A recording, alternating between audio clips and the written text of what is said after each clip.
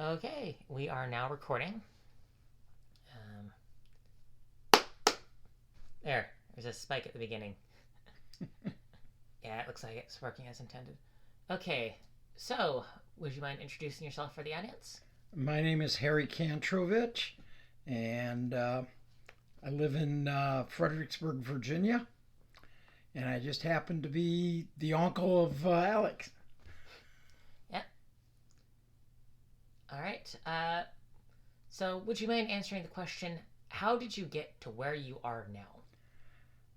My life has been a roundabout, so a lot of people call me a Renaissance man. I started off in music. When I was about 5 years old, I started playing the drums and worked my way a couple years on drums and then started playing trumpet and picked up trumpet and flugelhorn and started playing a little bit of piano on my own and started working with bands in the Sioux City area, which is where I'm from originally.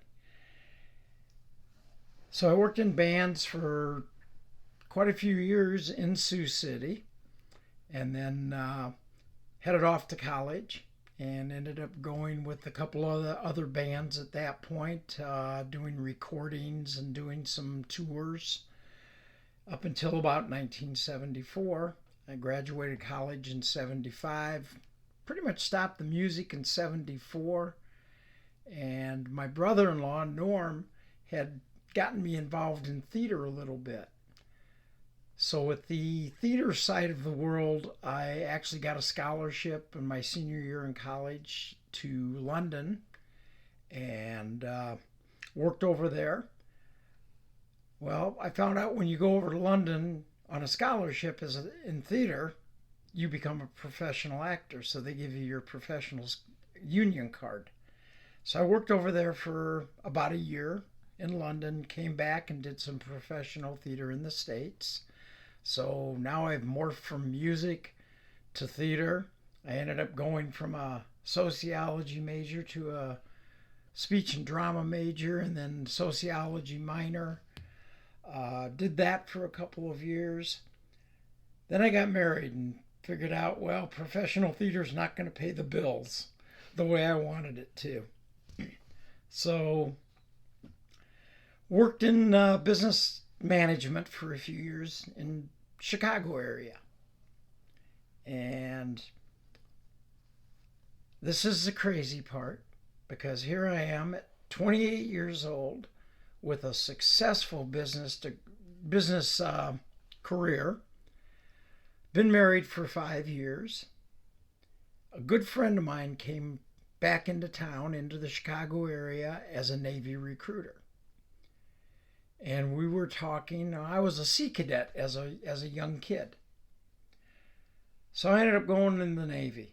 I figured I'm going to do 6 years. I'm going to get my master's degree. I'm going to get some technical experience and background. And then I'm going to get out. Well, the 6 years I was planning on ended up turning into 23 years. Retired out as a Master Chief Petty Officer, which is the highest enlisted rank you can go in the Navy, and the deputy to the Master Chief Petty Officer of the Navy, which meant that I retired out also as the second most senior enlisted in the Navy. So that was the 6 years to the 23 years. Retired from there, went back into business, still do a lot of theater. Well, then COVID hit. And my daughter said, "You've been working on this play, trying to get it going, researching it for years. Time to get it on paper." So I put it on paper, did a world premiere in January of 2022. It ended up going from a small community theater in Virginia to Steppenwolf Theater in Chicago, to the Guthrie Theater in Minneapolis, to Shaw Theater in London, and to the Habima Theater in Tel Aviv. So it's been a pretty successful route going that direction. Well, in the meantime, I was writing another play. That play was called The Greatest Generation Speaks, which was based off of a series of books by Tom Brokaw. And I sent it to Mr. Brokaw. I asked him, what are the rights going to be on this? How much are we going to owe you for royalties? And he says, you own the royalties. Go for it. Do whatever you need to do. So I'll be doing the world premiere of that in February of 2023. And I also had written another play called Echoes of the Holocaust, which was based on a book by Rabbi Rosenberg from Chicago area. Or I'm sorry, from the New York area. And he again said the rights are yours, do what you want. So that will be having a world premiere in January of 23 in Minneapolis. There is another theater in Denver that will be producing it, and another in Albuquerque, New Mexico that will be producing it. And I'm also talking to professional theaters on these shows as well. So that's kind of the, I guess, Reader's Digest version of how I got to where I am today. All right. Well, you've got plenty of things for me to try and poke at to provide a jumping off point for stories. So, unless you can think of something specifically that you'd like to talk about. Except, I've had, this doesn't come with, just me. It's the help from a whole lot of people. Being able to get, the rights or the permissions to do their stories. Shoah was the toughest one. That was a 9.5 hour documentary that I had to turn into a 2-hour play. So it's working very close with the families and the estates to make sure everything is good and right there and that everything is staying true to form. I will only do shows that mean something to me now. It's not that I'm going to go out there and just direct any comedy that comes along, because I also direct the shows. I was an actor before, but now it's, the playwriting. I want to do something that has meaning. When I direct the show, I want that show to have meaning to me as well, whether I wrote it or not. So but it's with the help of a lot of people that gets you there. You never do anything, you never become a success on your own. I never planned it to go this far and as quick as it has. So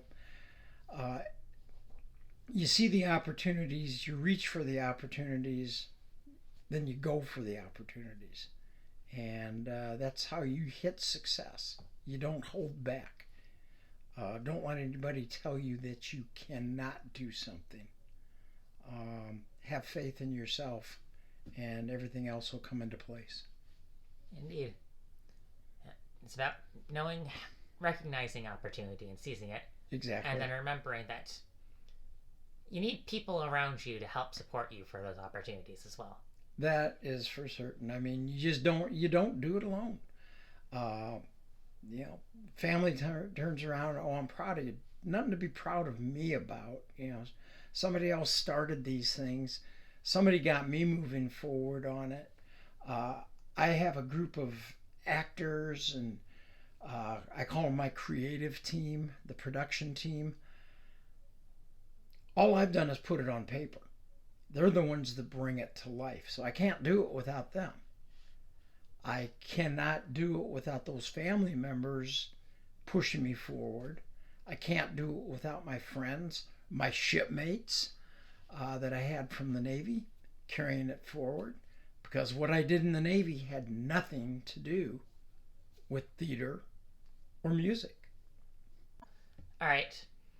So let's go ahead and start with, I'm going to poke you with the 6 years that turned into 23. Okay.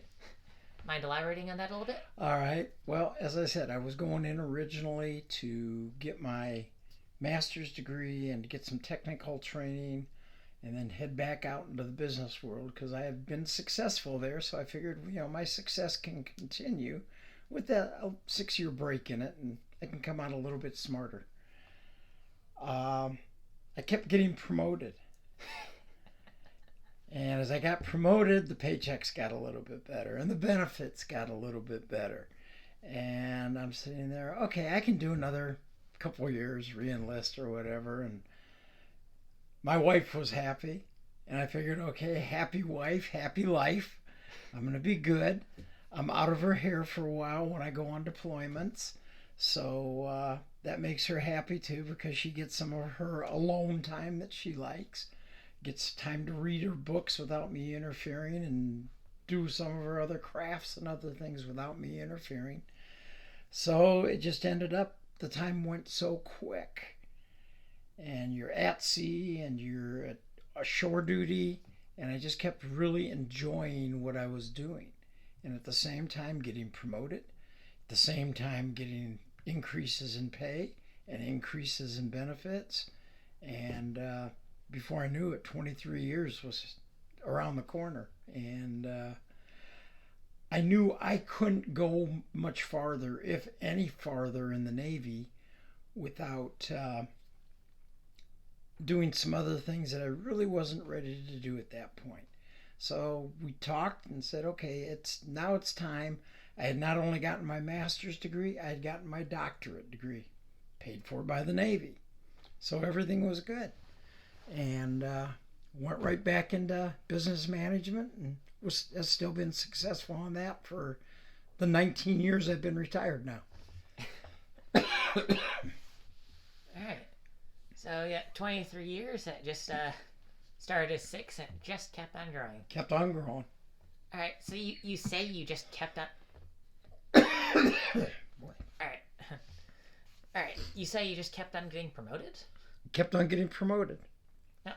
And I evidently did the right things. I was in the right place at the right times. Huh. So you ended up getting to, you said it was a Master Chief Petty Officer? Correct. And that is the highest you can go. As an enlisted. All right. Curious. You say enlisted. What exactly does that mean? So enlisted is your, I would say, it's your labor force.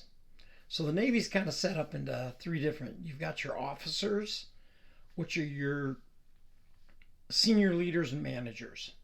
Right. You've got your junior enlisted, which are, if you look at pay grades, it goes E1 to E6. So and it's the same way in all the services. That's kind of your labor force. They're the ones that turn the wrenches. They're the ones that, paint the ship, keep everything looking good, keep everything working. Then you got your chief petty officers. They're your middle management. They're leadership positions, but they're more or less the supervisors of the junior enlisted crews.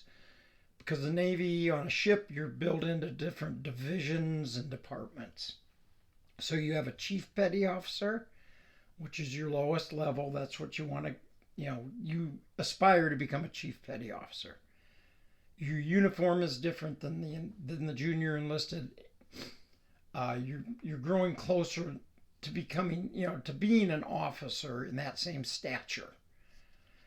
You got a senior chief petty officer, which one step up, and then the master chief petty officer. As a master chief petty officer, you also have other branches. So you can become a command master chief, which will be the senior enlisted leader at a command.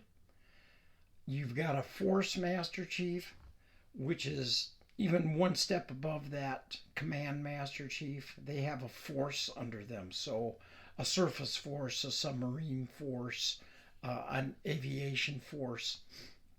Then you've got your fleet master chiefs, which very few of those, but they have an entire fleet underneath their auspices for the enlisted force. And then you have your master chief petty officer of the Navy, which is the senior enlisted for the entire Navy. So he is the lead for all the enlisted in the Navy. At that point, I was the deputy to the master chief petty officer of the Navy. So for anything, it'd be like a vice president. For anything that the master chief is not able to do, the deputy steps in and takes care of those. So I had to testify in front of Congress a couple times. Um, I would do a lot of meetings that he couldn't do when he was on travel or something. Uh, so it's just it was interesting to say the least. So you were basically one step away from as high as you could go. Right. That is, well, that's quite something. So it was, like I said, it was an interesting job. My travel wasn't as much as it was the previous job. Previous job, I was head of all naval personnel. So I worked for a 2-star admiral in Tennessee and a 3-star admiral in Washington D.C. So I was on the road probably 80% of the time. I'd spend 1 week down in Tennessee. I'd spend 1 week in Washington D.C. and I'd spend 2 weeks going around the fleet. So that was pretty much my time area for a month. And my family was in Tennessee, so I'd see them usually 1 week out of the month. Yeah. Well, yeah, there's that. That. Did anything of significant? Okay, what years were you in the Navy from? I was in the Navy from 1980, December of 1980, and I retired Halloween 2003. So were there any significant operations that you were involved in? Operation Desert Storm was my biggest that I was involved in. I was deployed at that time. And then, of course, we had Iraqi freedom and Afghanistan during the times that I was in the Master Chief Petty Officer in the Navy's office. But my major for deployments was with Desert Storm. Is there anything that, well, first of all, is there anything that you can talk about? Or I fired Tomahawks. My ship was chased by Iraqi gunboats, and we had to take out the Iraqi gunboats, and that's about all I can really say about what we did. Right. I am aware. I've worked a little bit with the U.S. Air Force, and NDAs are Yep, not something you can discuss. that's for sure. All right. I have a feeling that probably limits what we can talk about with your military service as well, doesn't it? A lot of on that side of it, yeah. I mean, I was an instructor at the gunnery school, so there was things I was able to do there. And that's instructing the new gunners mates that are coming out to the fleet in their different systems and that. So that was my first shore tour. My next shore tour, I was the what they call the Mine Force Master Chief. So I had all the mine ships in the Navy that were under my auspices, as well as at that time, we had the Dolphins that came under our auspices with Combine Warcom. So you always read about the Dolphins and everything else and how they go out and do their search for missiles or bombs or any unexploded mines or anything else underneath the waters. They're brilliant little animals, and I got an opportunity to watch the training side of that. And then the personnel side, when I was working personnel, I mean, that's exactly what it is making sure that our sailors and their families are getting everything that they need, and our civilians that worked for us in the military.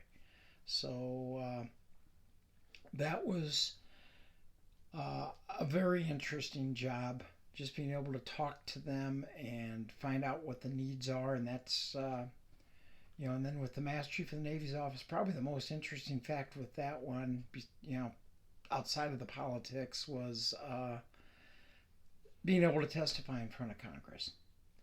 So you have testified in front of Congress. About what? Or is that something that you can't say? No, it was about MWR, morale, welfare, and recreation for our sailors, and for habitability. So one of the questions I, was discussing, at that time we had aviation hangars.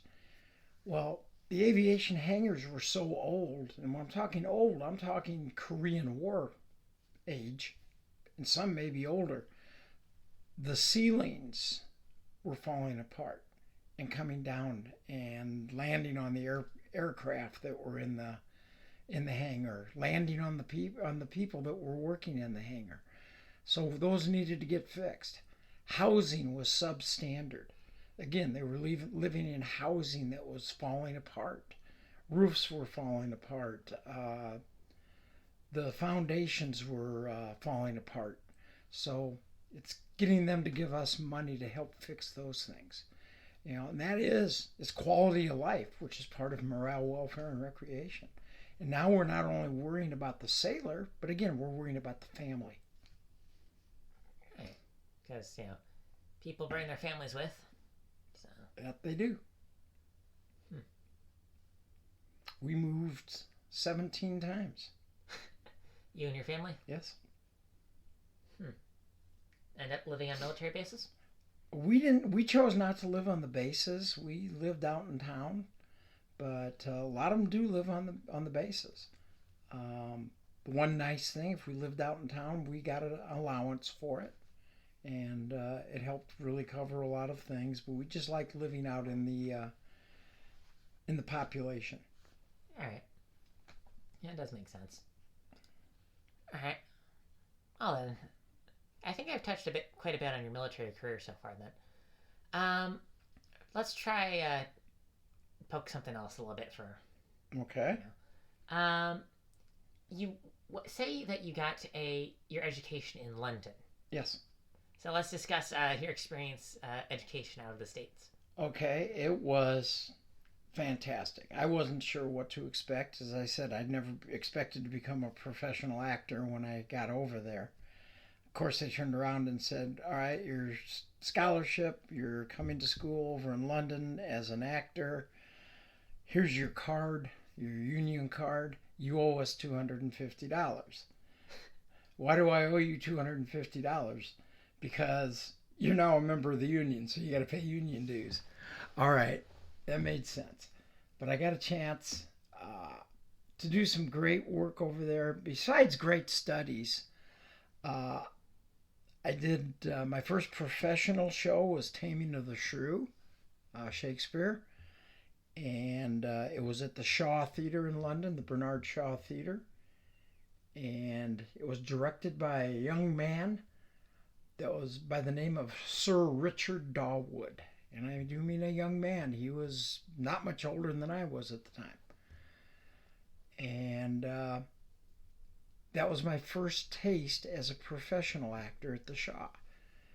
Well, then again, I also got to work at on Stratford-on-Avon, which is the Royal Shakespeare Theatre. I was able to perform, and I know I'm not supposed to say this as an actor, but I'm not in a theater right now. Got to perform Macbeth with a gentleman by the name of Sir Laurence Olivier as the in-house critic, and another gentleman by the name of Sir Richard Burton, who was playing Macbeth. I was playing the role of Macduff. That was definitely a learning experience for certain. Of course, we did our school performances and that as well, that we were trained by union actors that had done a lot of West End, and that is the West End of London is the Broadway, or what we look at as the Broadway for the U.S. So I got some great training over there. I was only over there for a year, but it really kind of put me on a path to where I wanted to go for a while and what I wanted to do. And a great education in other areas as well as theater. All right. Curious. Do you still pay those $250 union dues? I left the union long ago. Part of the union aspect is you cannot do community theater. My start was in community theater. So many of my friends were still in community theater, and I wanted to be able to act alongside of them, to direct them. So I felt it was in my best interest to leave the union. Um, it's very hard in the U.S. to get union jobs because there are so many professional actors out there. But you can find theaters where you get paid. It's not as much as what you'd get paid as a union actor, but that's not a worry for me. I just want to be able to work and hone my arts. Right. And was it during this time that you were working on your first play, or, you know, before you eventually managed to actually publish it? I started that actually, it was a couple years before COVID. Huh. I read show. I saw the documentary show uh, right after it came out, 1985, 86 time frame. All right. 9.5 hour documentary, and it was telling the story of the Holocaust. And a gentleman by the name of Claude Lanzmann, Frenchman, is the one who directed, produced, narrated the entire documentary, interviewing survivors of the Holocaust, family members of survivors of the Holocaust. And we knew those stories, you know, as a Jew myself, I knew those stories had to keep being told. So I started taking a look, how do I turn this into a play or something else? And then I get busy with something and I walk away from it and I do research on it. But it was a couple years of research that I put through on this thing. And when I finally put it on paper, I got turned down by theaters that didn't want to do it. You know, we don't want to do an original play. You know, we only want to do plays that people know. And there was a small theater group not too far from where I live. It said, we want to do it. And of course, now I get those other theater groups that turned me down that want to do some of my other shows because they saw how well it went and where it's been going. Well, my allegiance is to that theater that said we want to do it, and I want to give them the opportunities to have the world premieres of anything they do. The only one that is not doing the world premiere at it's called Fauquier Community Theater in Warrenton, Virginia. There's a theater called Legacy Theater in Minneapolis, and there's a gentleman up there by the name of Stephen Katz that is the founder of Legacy Theater, and he had asked me if he could do echoes of the Holocaust, and I'm sitting there. It would be great just to have that, you know, premiered somewhere outside of the Virginia area, and so that will be opening, as I said, in January of 23 up in Minneapolis. All right. Well, of course, by the time that some people watch this or listen to this, that may have already premiered. So. That'll be January 26th through 29, and My Greatest Generation is February 3rd through 19th. Yep, of 2023. 2023. Excuse me. Do you need a glass of water? A glass of water would probably be wonderful. Okay, let me pause the recording. All right. So I'd say that we've generally got a pretty good look at your adult life, at least from 18 and up, because that'd be when you were going to college, right? Definitely. So what about your upbringing before? Upbringing was wonderful. Grew up in Sioux City, Iowa. Lived in the same house from the time I was home from the hospital after being born to when I left to go to college. Great school system. My high school no longer exists, Central High School. My junior high school is now a care center called North Park in Sioux City, and my parents actually ended up there before they passed, at North Park. So I kind of used to go back and visit them at my old junior high school. And my grade school, still around, a little bit different now. I went to a small school called Hunt School. And what was nice, the furthest, because I always walked to school. So the first I ever had to go was a mile to high school. Not a bad walk. You know, I can always say that I walked that mile in freezing cold temperatures and 20 feet of snow, but it never really happened. It was cold once in a while, and we had snow once in a while, but our neighborhood, my parents used to call it Love Street. The greatest people in the world. I mean, the neighbors that were with us throughout their entire neighborhood and throughout the entire time were like family, extended family. My best friend back then, that we met when we were, I think, 2 years old, is still my best friend today. Everybody cared about everybody. Everybody watched out for everybody. There's this little thing out there now called Facebook that I am so connected to so many of my grade school, junior high school, and high school friends that, I feel like I've never left them in a sense there. So for me, that part of social media has been the best part of social media. But I could never, my sister was always there for me. After she got married, my brother-in-law was always there. I got my start in theater because of him. 2 older brothers that one of them I hardly saw at all. He was 16 years older than I was. So he was pretty much gone as I was growing up. But we were still very close. And my other brother's 13 years older, and we're still pretty close. So, tight-knit family. Again, always there for each other.